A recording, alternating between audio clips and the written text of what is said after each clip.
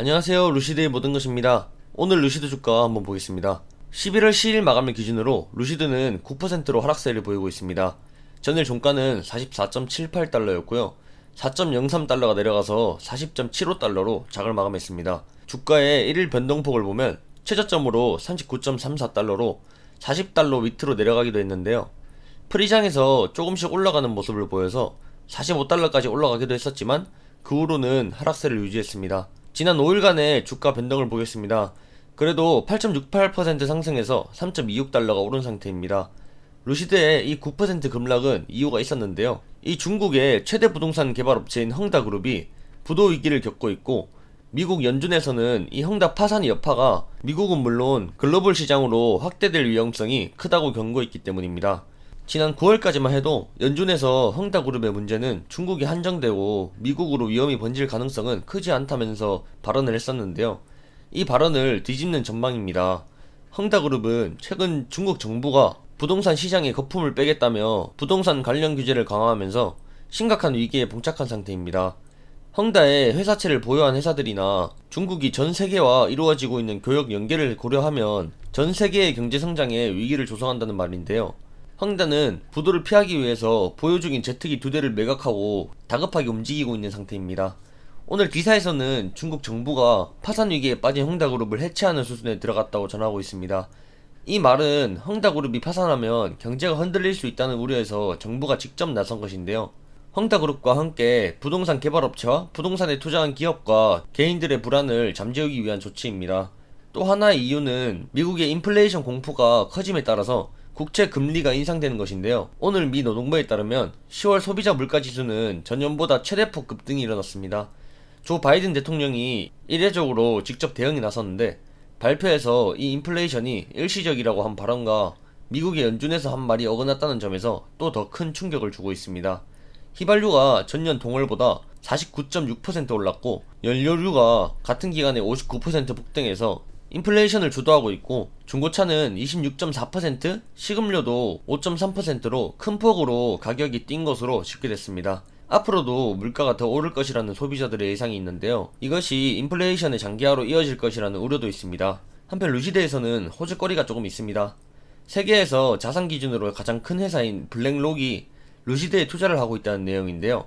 블랙록은 미국에 본사를 둔 세계 최대의 자산 운용 회사입니다. 2021년 기준으로 현재 관리 중인 자산이 약 8.67조 이상으로 자산 기준으로 전 세계에서 가장 큰 회사라 보면 될 것 같습니다. 이 블랙록 회사가 루시드 그룹의 약 760만 주 소유하고 있다고 말하고 있는데요. 근데 한 가지 아셔야 할 점은 이 회사가 루시드에만 이렇게 투자를 하는 것이 아니라 많은 혁신 기업과 기술주에 이런 식으로 투자를 하고 있다는 점입니다. 그 점 참고하시면 좋을 것 같고요. 또 한 가지 루시드에게 좋은 소식이 있습니다.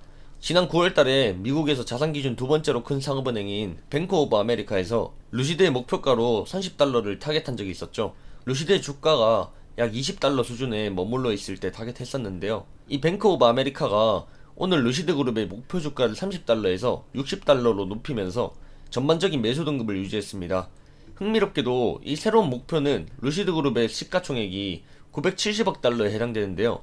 뱅크 오브 아메리카는 루시드 에어를 보고 EV계 테슬라와 페라리라고 극찬하기도 했습니다. 이렇게 되면 CFR의 리서치와 함께 루시드 그룹의 주식은 전반적으로 매수 등급을 유지하게 됩니다.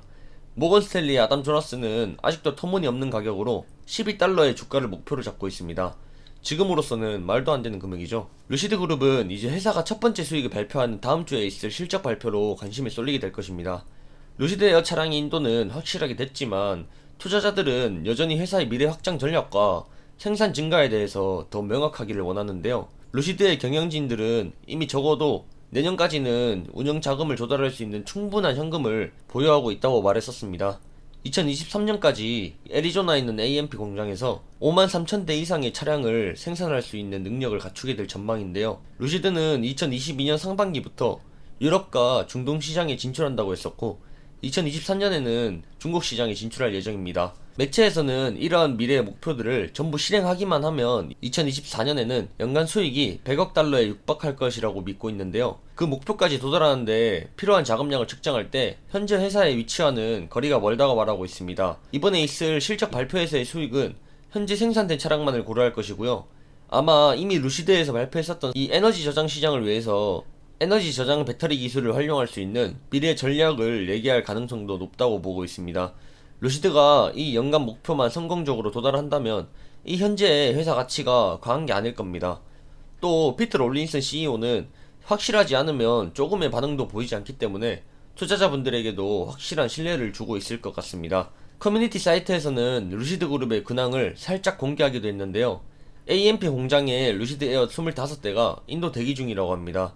5대는 포장에 들어갈 차량이라서 따로 빼놓았고 나머지 20대가 포장을 기다리고 있다고 말하고 있습니다. 한편 테슬라에서는 펩시가 테슬라의 전기 트럭을 도입한다고 발표해서 화제가 되고 있습니다. 미국 음료 브랜드로 유명한 펩시가 환경을 위해서 제품 배송용 트럭을 테슬라로 선택한 것인데요.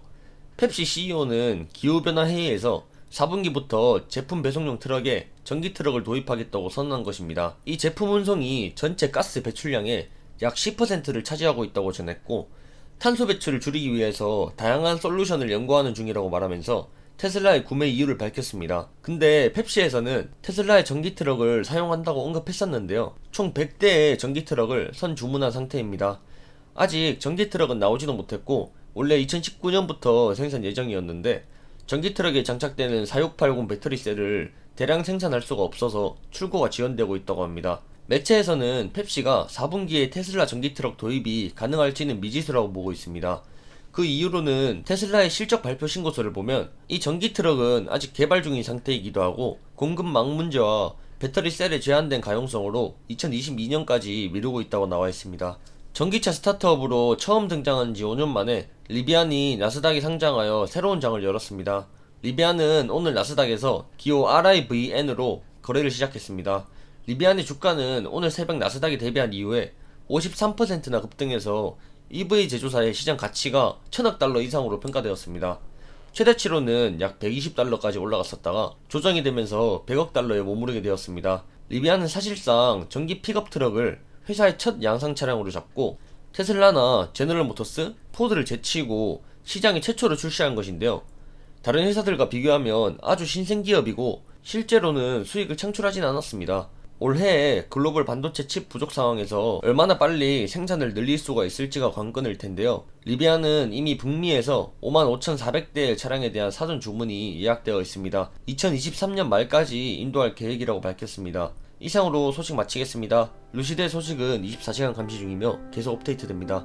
루시드의 모든 것이었습니다. 좋아요, 구독 부탁드리겠습니다. 감사합니다.